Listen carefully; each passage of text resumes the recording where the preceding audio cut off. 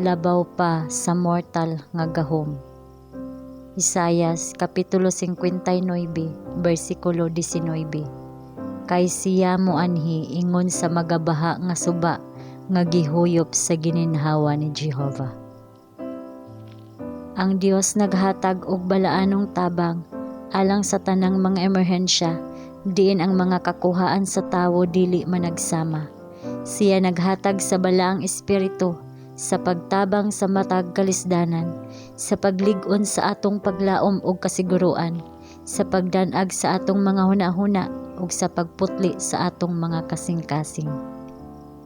Ang imong bahin mao ang pagbutang sa imong kabubuton sa kiliran ni Kristo. Sa diha nga imong itugyan ang imong kabubuton ngadto kaniya, siya diha dayon mo angkon kanimo ug mobuhat diha kanimo sa kabubuton ug sa pagbuhat sa iyang maayong kahimut-an. Ang imong kinaiyahan gidala ubos sa kontrol sa iyang espiritu. Bisan ang imong mga hunahuna na ilalom kaniya. Kung dili nimo makontrol ang imong mga kadasig, ang imong mga emosyon, ingon nga gusto nimo, mahimo nimong kontrolon ang kabubuton ug sa ingon usa ka tibuok nga pagbag-o ang mahitabo sa imong kinabuhi. Sa diha nga imong itugyan ang imong kabubuton ngadto kang Kristo, ang imong kinabuhi natago uban kang Kristo diha sa Dios. Kaaliyado kini sa gahom nga labaw sa tanan nga mga pamunuan ug gahom. Ikaw adunay kusog gikan sa Dios nga nagkupot kanimo sa iyang kusog ug ang usa ka bag-ong kinabuhi bisan ang kinabuhi sa pagtuo posible alang kanimo. Dili ka gayud magmalampuson sa pagtuboy sa imong kaugalingon, gawas kun ang imong kabubuton anaa sa kiliran ni Kristo. Nakigtimbayayong sa espiritu sa Dios. Ayaw pagbati nga dili nimo mahimo, apan ingna mahimo ko, buhaton ko.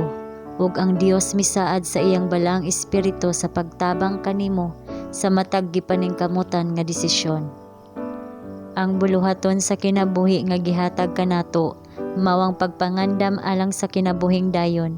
Kun atong tumanon kini nga buhat, sumala sa plano sa Dios nga atong buhaton, ang matag tentasyon mahimong mulihok alang sa atong pag-uswag.